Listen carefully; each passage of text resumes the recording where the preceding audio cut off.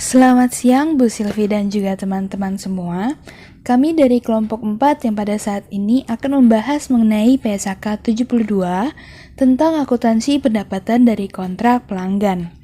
Nah, kelompok kami terdiri dari saya sendiri Kelly, lalu ada Septi, Bella, Yehuda, Riseliu, Antonius, dan juga Pradita. Nah, langsung saja kita masuk ke pembahasannya. Di mana materi pembahasan kita yang pertama itu adalah tujuan dan juga ruang lingkup dari PSAK 72.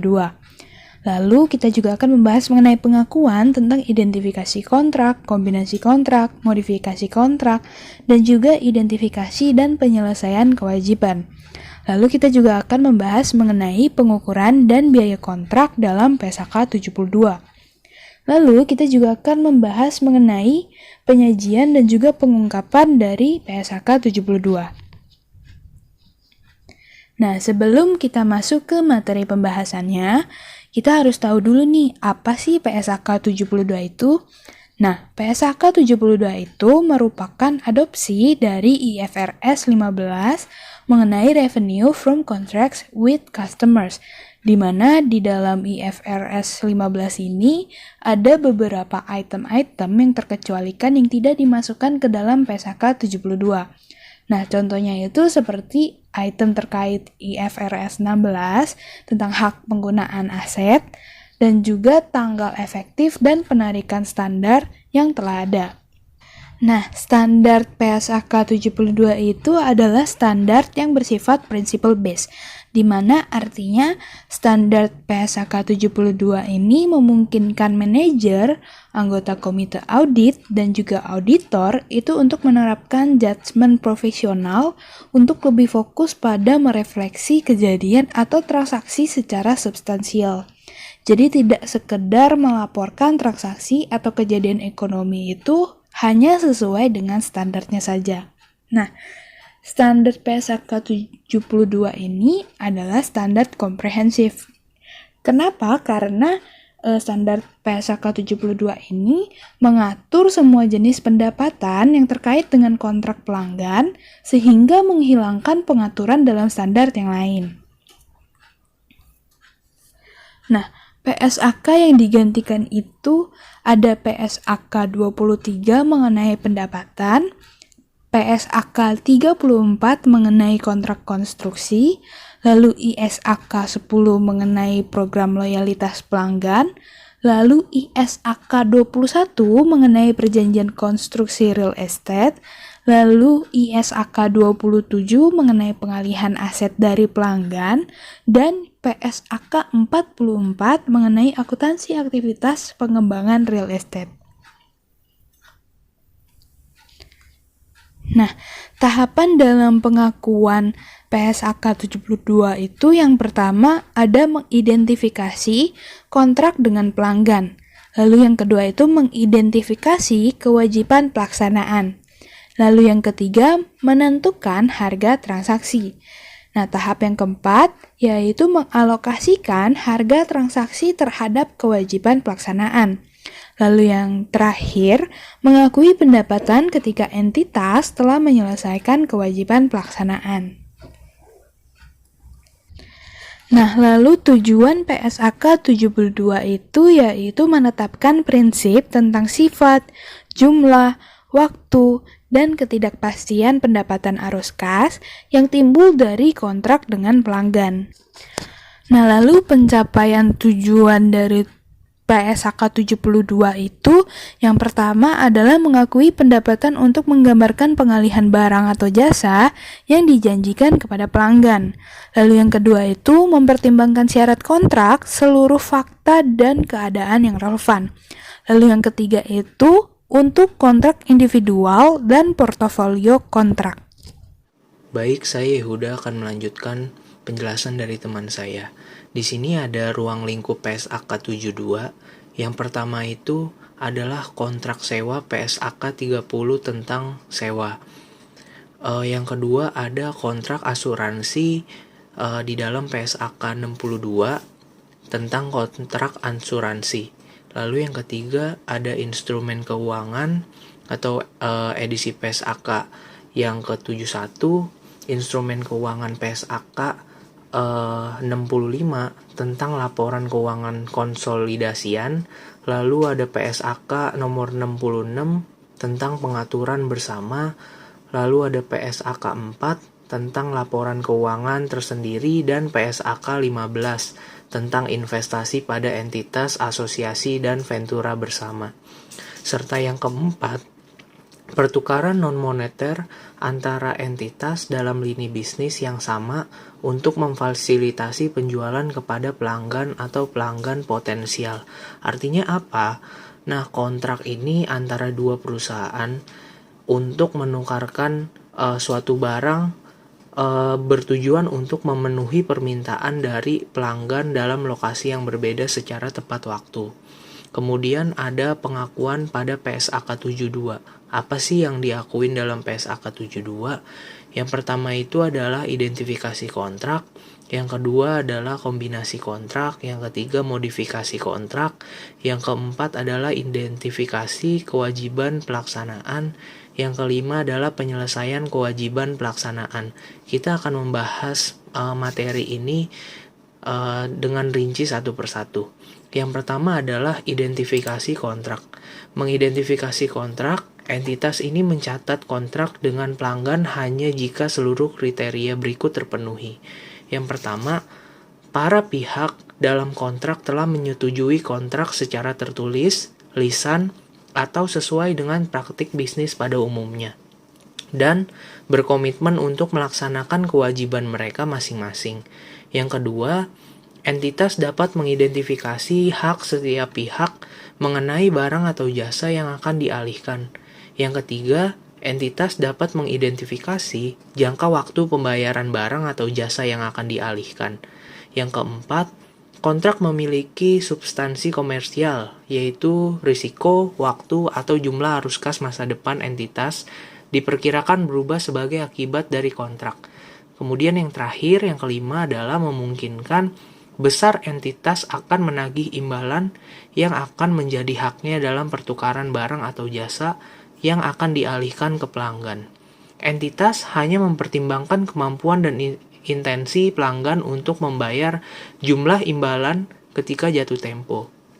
Jumlah imbalan yang akan menjadi hak entitas mungkin lebih kecil dari jumlah yang tercatat dalam kontrak jika imbalan bersifat variabel karena entitas dapat menawarkan suatu konsensi harga kepada pelanggan. Lalu kemudian ada kombinasi kontrak. Kombinasi kontrak ini entitas mengkombinasikan dua atau lebih kontrak yang disepakati dan mencatat kontrak tersebut sebagai kontrak tunggal jika satu atau lebih kriteria berikut terpenuhi. Yang pertama, kontrak dinegosiasikan sebagai satu paket dengan tujuan komersial tunggal. Lalu yang kedua, jumlah imbalan yang dibayarkan dalam satu kontrak bergantung pada harga atau pelaksanaan dari kontrak lain. Yang ketiga, barang atau jasa yang dijanjikan dalam kontrak atau beberapa barang atau jasa yang dijanjikan dalam setiap kontrak merupakan kewajiban pelaksanaan tunggal sesuai dengan paragraf 22 sampai dengan 30. Lalu ada modifikasi kontrak. Modifikasi kontrak ini apa sih? Jadi, modifikasi kontrak ini adalah perubahan dalam ruang lingkup atau harga kontrak atau keduanya yang disetujui oleh para pihak dalam kontrak. Entitas mencatat sebagai kontrak terpisah jika kondisi berikut terpenuhi. Yang pertama adalah ruang lingkup kontrak meningkat karena penambahan barang atau jasa yang dijanjikan bersifat dapat dibedakan sesuai dengan paragraf 26 sampai dengan 30. Lalu yang kedua adalah harga kontrak meningkat oleh sejumlah imbalan yang mencerminkan harga jual berdiri sendiri. Entitas atas penambahan barang atau jasa yang dijanjikan dan penyesuaian yang terdapat pada harga yang mencerminkan keadaan kontrak tertentu. Kemudian, jika modifikasi kontrak tidak dicatat sebagai kontrak terpisah, maka entitas mencatat barang atau jasa yang dijanjikan yang belum dialihkan pada tanggal modifikasi kontrak dengan cara manapun di bawah ini yang dapat diterapkan. Entitas mencatat modifikasi kontrak, seolah-olah modifikasi kontrak tersebut merupakan penghentian kontrak yang ada dan menciptakan kontrak baru. Jika sisa barang atau jasa bersifat dapat dibedakan dari barang atau jasa yang dialihkan pada atau sebelum tanggal modifikasi kontrak, jumlah imbalan yang dialokasikan pada sisa kewajiban pelaksanaan atau pada sisa barang atau jasa yang bersifat dapat dibedakan dalam kewajiban pelaksanaan tunggal yang diidentifikasikan sesuai dengan paragraf 22B adalah jumlah dari yang pertama adalah imbalan yang dijanjikan oleh pelanggan termasuk jumlah yang telah diterima dari pelanggan yang tercakup dalam estimasi harga transaksi dan yang belum diakui sebagai pendapatan. Yang kedua adalah imbalan yang dijanjikan sebagai bagian dari modifikasi kontrak.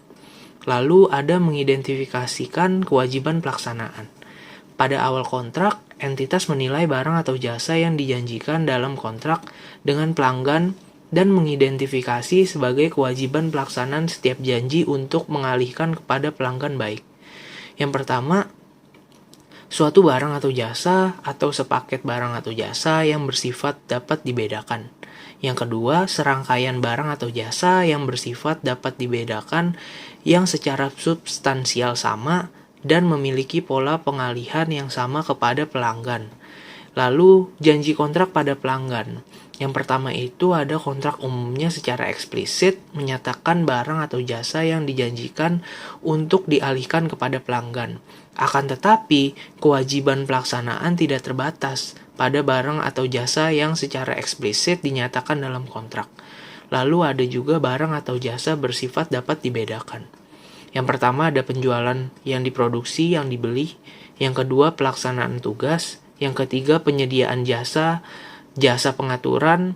Dan yang terakhir pembayaran hak kepada barang dan jasa. Lalu ada barang atau jasa bersifat dapat dibedakan. Barang atau jasa yang dijanjikan kepada pelanggan bersifat dapat dibedakan jika kriteria berikut terpenuhi. Yang pertama ini adalah pelanggan memperoleh manfaat dari barang atau jasa, baik barang atau jasa itu sendiri atau bersama dengan sumber daya lain yang siap tersedia kepada pelanggan, yaitu barang atau jasa yang bersifat dapat dibedakan. Lalu, yang kedua adalah janji entitas untuk mengalihkan barang atau jasa kepada pelanggan yang dapat diidentifikasi secara terpisah dari janji lain dalam kontrak, yaitu janji untuk mengalihkan barang atau jasa yang bersifat dapat dibedakan dalam konteks kontrak tersebut. Jika barang atau jasa yang dijanjikan bersifat tidak dapat dibedakan, entitas mengombinasikan barang atau jasa dengan barang atau jasa lain yang dijanjikan sampai entitas tersebut mengidentifikasi sepaket barang atau jasa tersebut bersifat dapat dibedakan. Yang terakhir adalah penyelesaian kewajiban pelaksanaan. Terbagi menjadi 3. Yang pertama itu adalah kewajiban pelaksanaan yang diselesaikan pada waktu tertentu. Yang kedua adalah kewajiban pelaksanaan yang diselesaikan pada waktu tertentu. Nah, yang ketiga ada pengukuran kemajuan terhadap penyelesaian kewajiban pelaksanaan secara penuh. Ini terbagi menjadi 2. Yang pertama ada metode pengukuran kemajuan. Yang kedua adalah pengukuran kemajuan yang rasional.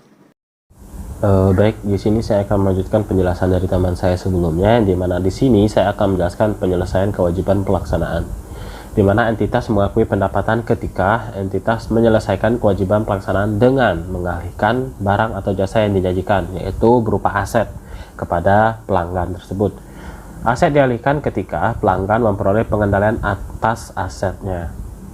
Pada awal kontrak entitas menentukan apakah entitas menyelesaikan kewajiban pelaksanaan sepanjang waktu atau menyelesaikan kewajiban pelaksanaan pada suatu waktu tertentu yang sudah ditetapkan. Oke, kita lanjut ke kewajiban pelaksanaan yang diselesaikan sepanjang waktu atau performance obligation over time. Ya, di mana entitas mengalihkan pengendalian barang atau jasa sepanjang waktu dan oleh karena itu dikatakan menyelesaikan kewajiban pelaksanaan dan mengakui pendapatan sepanjang waktu itu jika satu dari kriteria berikut terpenuhi. Salah satunya adalah Yang pertama, pelanggan secara simultan menerima dan mengkonsumsi manfaat yang disediakan oleh kinerja entitas saat entitas melaksanakan kewajiban pelaksanaannya tersebut. Lalu yang kedua, kinerja entitas menciptakan atau meningkatkan aset. Sebagai contohnya, pekerjaan dalam proses yang dikendalikan pelanggan sebagai aset yang diciptakan atau ditingkatkan. Lalu yang terakhir atau yang ketiga, kinerja entitas tidak menciptakan suatu aset dengan penggunaan alternatif terhadap entitas.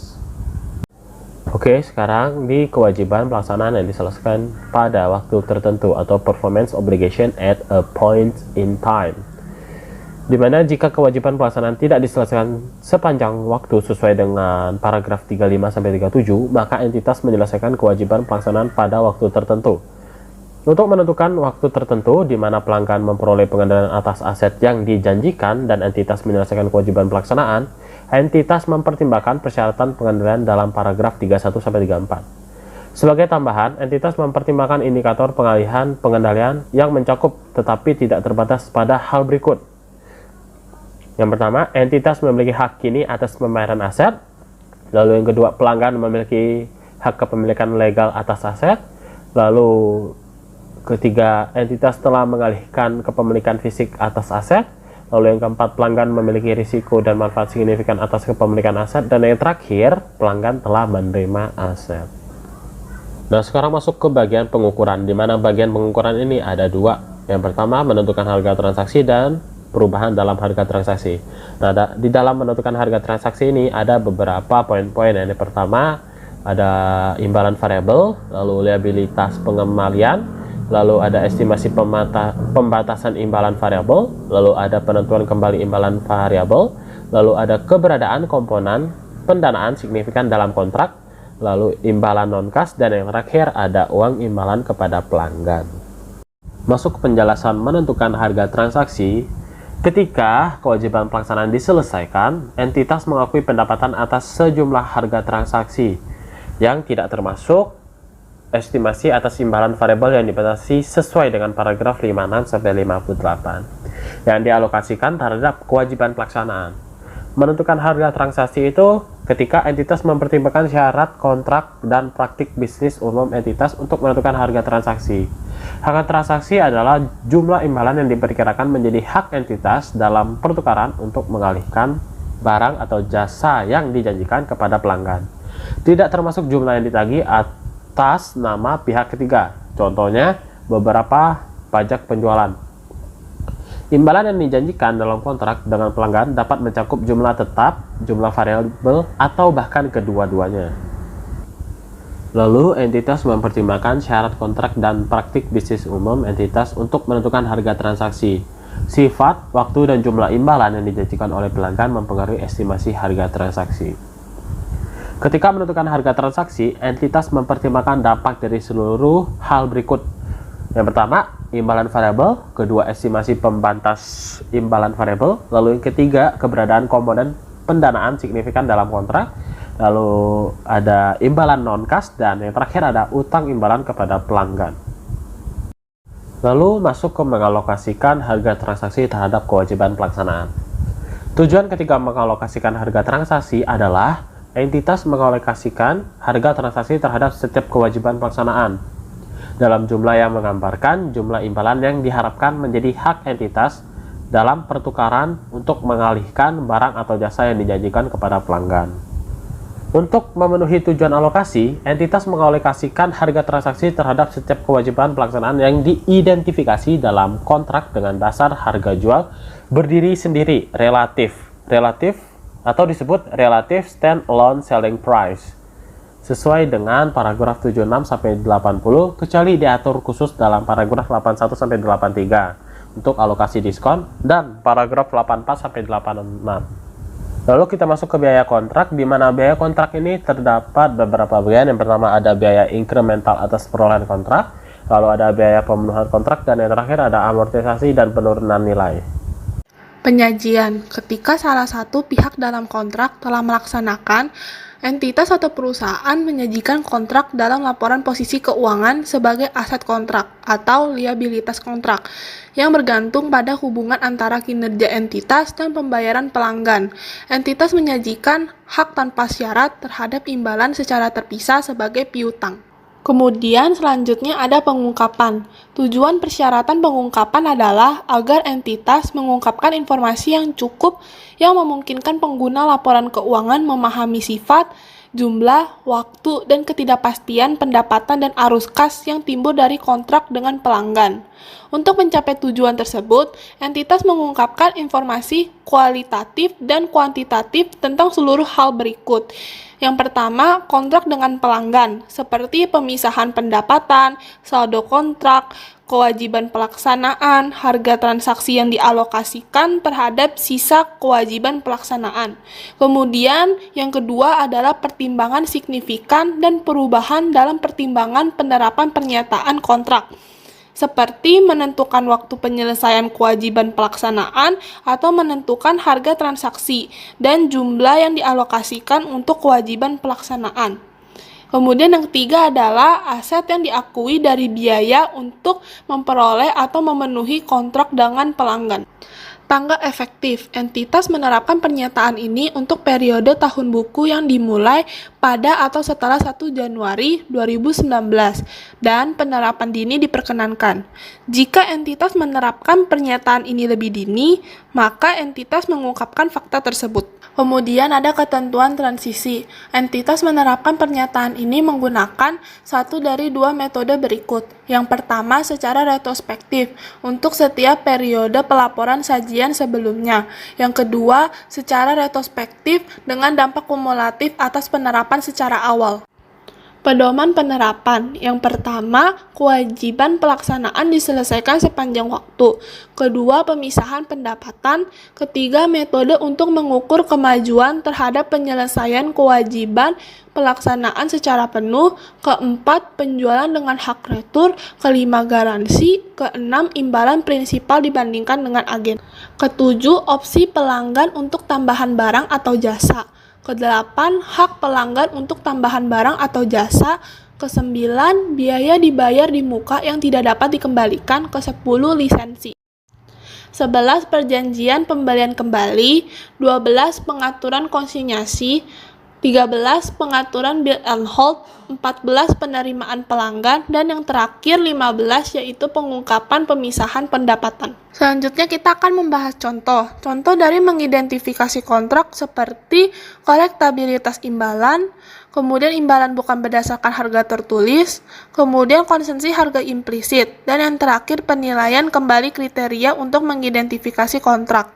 Kemudian ada contoh modifikasi kontrak, seperti modifikasi kontrak untuk barang, perubahan harga transaksi setelah modifikasi kontrak jasa, modifikasi yang menghasilkan penyesuaian catch up kumulatif terhadap pendapatan, dan yang terakhir perubahan dalam ruang lingkup dan harga yang tidak disetujui. Selain itu, ada contoh mengidentifikasi kewajiban pelaksanaan yang terdiri dari barang dan jasa tidak bersifat dapat dibedakan, menentukan apakah barang atau jasa bersifat dapat dibedakan, dan janji eksplisit dan implisit dalam kontrak.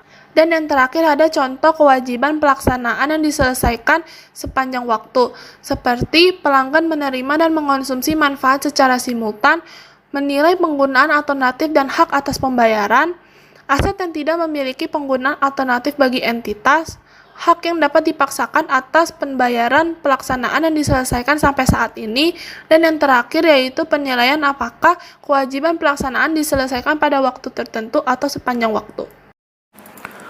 Oke, baik. Selanjutnya saya akan menjelaskan tentang mengukur kemajuan terhadap penyelesaian kewajiban pelaksanaan secara penuh CI 91. Itu ada dua contoh. Yang pertama, mengukur kemajuan ketika membuat barang atau jasa tersedia dan bahan baku belum terpakai. Terus selanjutnya ada imbalan variabel CI 101 dan membatasi estimasi imbalan variabel CI 109. Contoh imbalan variabel CI 101 adalah denda menyebabkan kenaikan imbalan variabel dan mengestimasi imbalan variabel.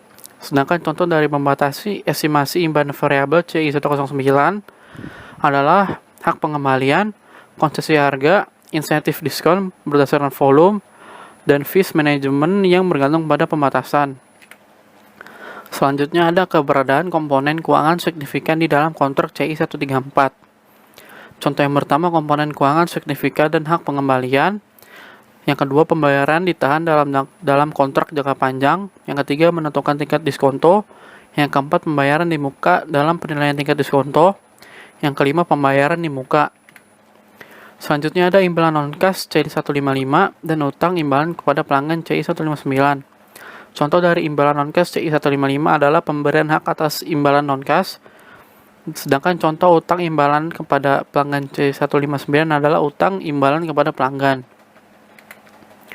Selanjutnya adalah mengalokasikan harga transaksi kepada kewajiban pelaksanaan CI 163. Yang pertama adalah metodologi alokasi, yang kedua mengalokasikan diskon, yang ketiga alokasi imbalan variabel. Terus berikutnya ada biaya kontrak CI 188 dan penyajian 197. Contoh dari biaya kontrak CI 188 adalah biaya inkremental dalam memperoleh kontrak dan biaya yang menyebabkan kenaikan aset. Sedangkan contoh dari penyajian CI 197 adalah liabilitas dan piutang kontrak, dan aset kontrak diakui untuk pelaksanaan entitas dan piutang diakui atas pelaksanaan entitas. Selanjutnya ada pengungkapan CI 209. Contoh yang pertama adalah pemisahan pendapatan, pengungkapan kuantitatif, dan pengungkapan harga transaksi yang dialokasikan ke sisa kewajiban pelaksanaan. Berikutnya adalah garansi CI 222. Contohnya itu garansi. Selanjutnya ada imbalan prinsipal dibandingkan dengan imbalan agen CI 230. Contohnya itu mengatur provisi barang atau jasa, janji untuk menyediakan barang atau jasa, entitas merupakan prinsipal. Terus ada janji untuk penyajian barang atau jasa, entitas merupakan prinsipal juga. Contoh yang keempat, mengatur provisi barang atau jasa, entitas merupakan agen. Dan yang terakhir, entitas merupakan prinsipal dan agen dalam kontrak yang sama. Selanjutnya ada opsi pelanggan atas barang dan jasa tambahan CI 249. Yang pertama itu, contohnya opsi yang memberikan pelanggan hak material, yaitu voucher diskon. Yang kedua, opsi yang memberikan pelanggan hak material, yaitu opsi pembaruan. Yang ketiga, opsi yang tidak memberikan pelanggan hak yang bersifat material. Dan yang terakhir, program loyalitas pelanggan. Selanjutnya ada fees di muka yang tidak dapat dikembalikan CI 271. Contohnya itu fee di muka yang tidak dapat dikembalikan. Selanjutnya ada lisensi CI 275.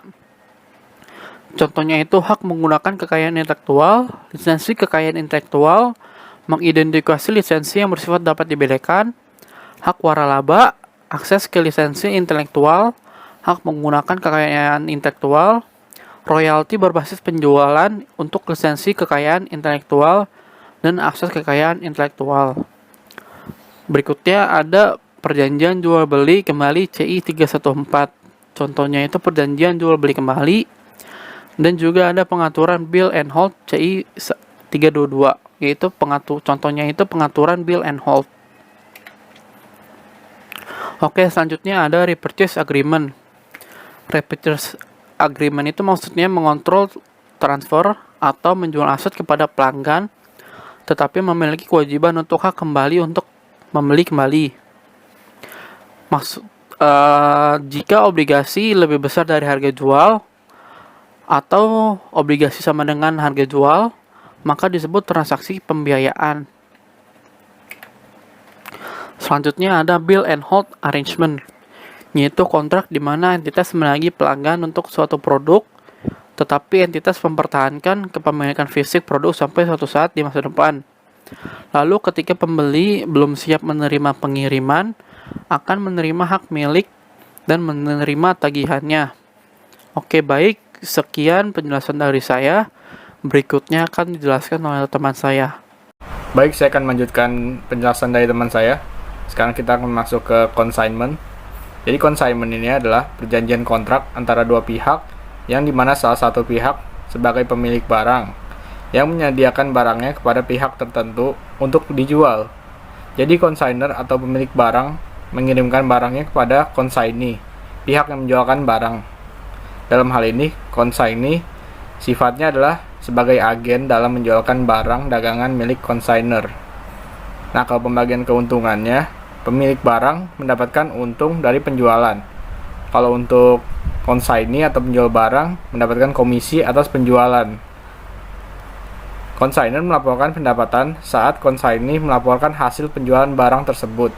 Sedangkan kalau konsaini mengakui pendapatan saat menerima komisi dari konsainer. Selanjutnya ada warranties. Nah, warranties ini adalah jaminan yang diberikan oleh penjual kepada pembeli bahwa produk yang dijual telah memenuhi spesifikasi yang disepakati dalam kontrak. Nah, terdapat dua jenis garansi. Yang di kiri ada assurance type warranty, di kanan ada service type warranty. Nah, kalau assurance type warranty adalah garansi yang nilainya sudah termasuk dalam harga jual saat kamu beli produk. Nah, kalau service type warranty, garansi yang diberikan secara terpisah sehingga dianggap sebagai performance obligation tersendiri. Assurance type warranty dicatat sebagai expense dan liability, sedangkan penjualan service type atau service type warranty dicatat ke dalam akun unearned warranty revenue.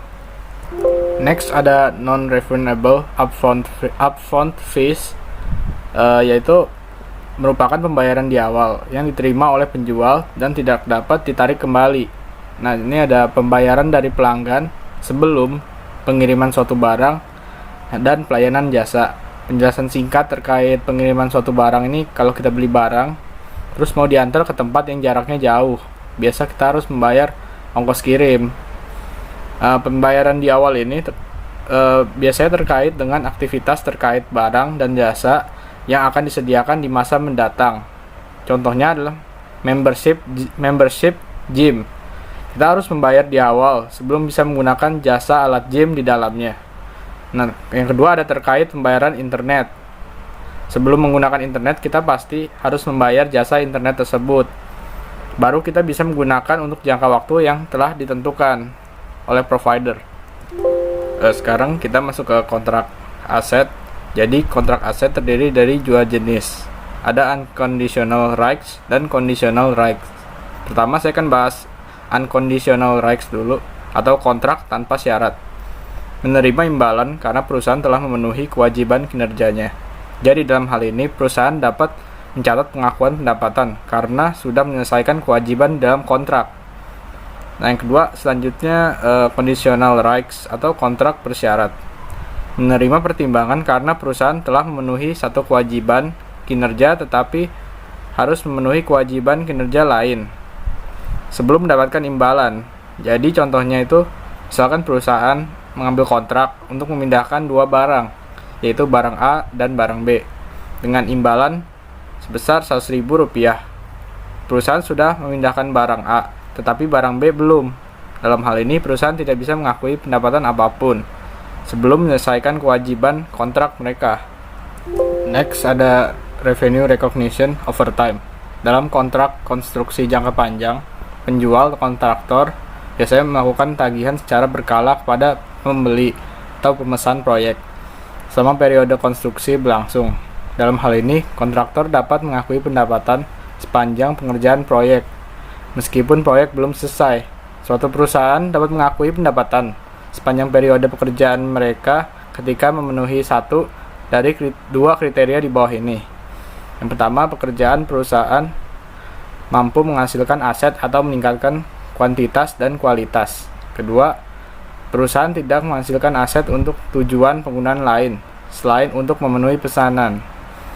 Jika salah satu dari kedua kriteria di bawah ini terpenuhi, maka perusahaan dapat mengakui pendapatan sepanjang periode pekerjaan. Dengan syarat, perusahaan dapat memperkirakan penyelesaian kewajiban mereka. Sekian presentasi dari saya, selanjutnya akan dijelaskan oleh teman saya. Terima kasih. Selain itu, setidaknya satu dari kriteria berikut harus dipenuhi. Yang pertama, pelanggan secara bersamaan menerima dan menggunakan manfaat dari kinerja entitas sebagai kinerja entitas. Yang kedua, perusahaan lain tidak perlu secara substansial melakukan kembali pekerjaan yang telah diselesaikan perusahaan sampai saat ini jika perusahaan lain tersebut memenuhi sisa kewajiban kepada pelanggan. Yang ketiga, Perusahaan memiliki hak atas pembayaran atas kinerjanya yang diselesaikan hingga saat ini dan diharapkan dapat memenuhi kontrak seperti yang telah dijanjikan. Jika kriteria 1 atau 2 terpenuhi, maka perusahaan mengakui pendapatan dari waktu ke waktu jika dapat memperkirakan kemajuannya dalam memenuhi kewajiban kinerja. Perusahaan yang mengakui pendapatan dan laba kotor setiap periode berdasarkan kemajuan konstruksinya itu disebut sebagai metode persentase penyelesaian. Jika kriteria tidak terpenuhi, maka perusahaan mengakui pendapatan dan laba kotor pada saat kontrak selesai, yang disebut metode cost recovery atau laba nol. Kemudian ada long-term contract losses. Yang pertama itu ada loss in current period on a profitable contract. Hanya dengan menggunakan metode persentase penyelesaian. Estimasi kenaikan biaya memerlukan penyesuaian periode berjalan dari laba kotor yang diakui pada periode sebelumnya. Yang kedua ada loss on an unprofitable contract. Ini berdasarkan metode persentase penyelesaian dan pemulihan biaya, di mana perusahaan harus mengakui dalam periode berjalan seluruh kerugian kontrak yang diharapkan. Kemudian ada penyesuaian terhadap franchise. Ada 4 jenis pengaturan franchise yang telah berkembang. Yang pertama itu manufacturer dengan retailer, manufacturer dengan wholesaler, service sponsor dengan retailer, dan wholesaler dengan retailer. Kemudian dalam franchise ini itu terdapat 2 sumber pendapatan. Yang pertama dari penjualan franchise awal dan aset atau layanan terkait. Yang kedua biaya lanjutan berdasarkan operasi franchise. Franchisor biasanya menyediakan beberapa hal kepada si franchisee, seperti bantuan dalam pemilihan lokasi, evaluasi pendapatan potensial, pengawasan aktivitas konstruksi, bantuan dalam perolehan tanda, peralatan dan perlengkapan, layanan pembukuan dan konsultasi, pelatihan karyawan dan manajemen, kontrol kualitas, sampai periklanan dan promosi. Nah, dalam franchise ini tuh terdapat beberapa performance obligation. Yang pertama itu ada hak untuk membuka usaha, penggunaan nama dagang atau kekayaan intelektual lain dari si franchisor, dan layanan berkelanjutan, seperti bantuan pemasaran, pelatihan, dan dalam beberapa kasus menyediakan inventaris dan manajemen inventaris. Franchisor ini biasanya mengenakan biaya waralaba awal dan biaya waralaba lanjutan. Biaya waralaba awal itu seperti pembayaran untuk membangun hubungan dan menyediakan beberapa layanan awal. Sedangkan untuk biaya waralaba lanjutan itu diterima sebagai imbalan atas hak berkelanjutan yang diberikan oleh perjanjian dan untuk memberikan pelatihan manajemen, periklanan, dan promosi, serta bantuan hukum dan dukungan lainnya.